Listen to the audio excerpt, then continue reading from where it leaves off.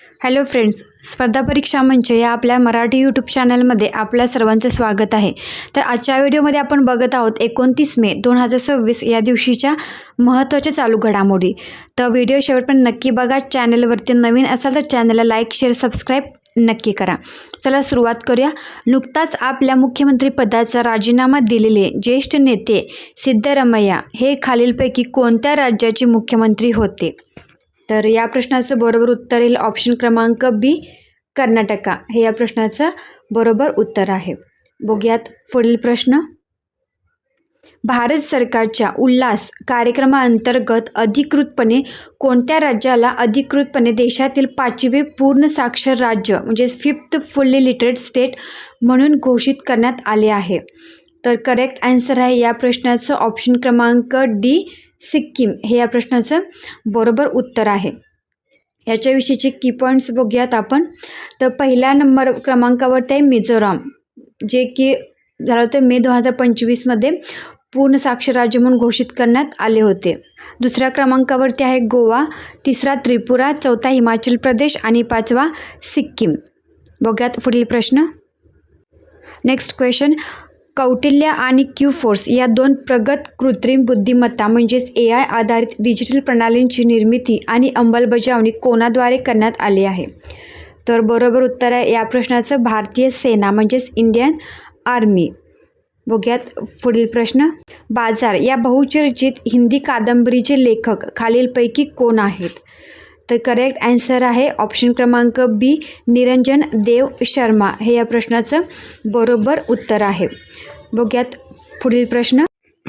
दरवर्षी आंतरराष्ट्रीय एव्हरेस्ट दिन म्हणजेच इंटरनॅशनल एव्हरेस्ट डे कोणत्या तारखेला साजरा केला जातो? तर 29 मे ऑप्शन क्रमांक डी, 29 मे रोजी इंटरनॅशनल एव्हरेस्ट डे साजरा केला जातो. तर यावर्षीची थीम आहे शाश्वत भविष्यासाठी हिमालयातील नाविन्यता म्हणजेच Himalayan innovation for a sustainable future. 29 मे 1953 रोजी माउंट एव्हरेस्टवर पहिल्यांदा पाऊल ठेवणारे टेनिंग्स नॉर्गे शेर्पा हे नेपाळी वंशाचे आहेत. बचेंद्री पाल यांनी 1984मध्ये एव्हरेस्ट शिखरावर चढाई करून हा मान मिळवला आणि त्या एव्हरेस्ट सर करणाऱ्या पहिल्या भारतीय महिला ठरल्या आहेत. बघूयात पुढील प्रश्न.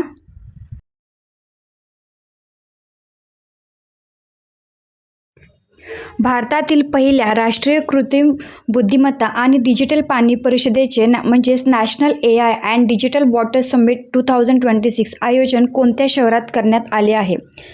तर या प्रश्नाचं बरोबर उत्तर आहे ऑप्शन क्रमांक सी, बंगळुरू हे या प्रश्नाचं करेक्ट आन्सर आहे. बघूयात पुढील प्रश्न.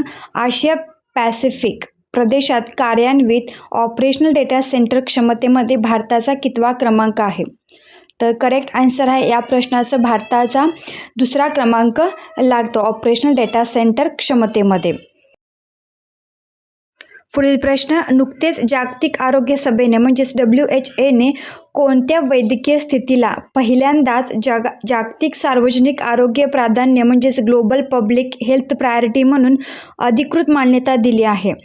तर या प्रश्नाचं बरोबर उत्तर आहे स्ट्रोक किंवा पक्षाघातला पहिल्यांदाच जागतिक सार्वजनिक आरोग्य प्राधान्य म्हणून अधिकृत मान्यता दिली आहे. तर ऑप्शन क्रमांक बी. पुढील प्रश्न बघूयात. हवामान अंदाज अधिक अचूक करण्यासाठी आणि हवामानाच्या आव्हानांचा सामना करण्यासाठी केंद्रीय पृथ्वी विज्ञान मंत्रालयाने कोणते मिशन सुरू केले आहे? तर ऑप्शन क्रमांक बी, मिशन हवामान म्हणजेच मिशन मौसम हे अभियान सुरू केले आहे. पुढील प्रश्न.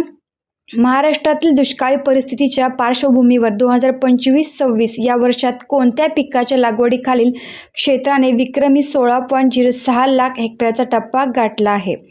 तर ऑप्शन क्रमांक सी, ऊस हे या प्रश्नाचं बरोबर उत्तर आहे. पुढील प्रश्न.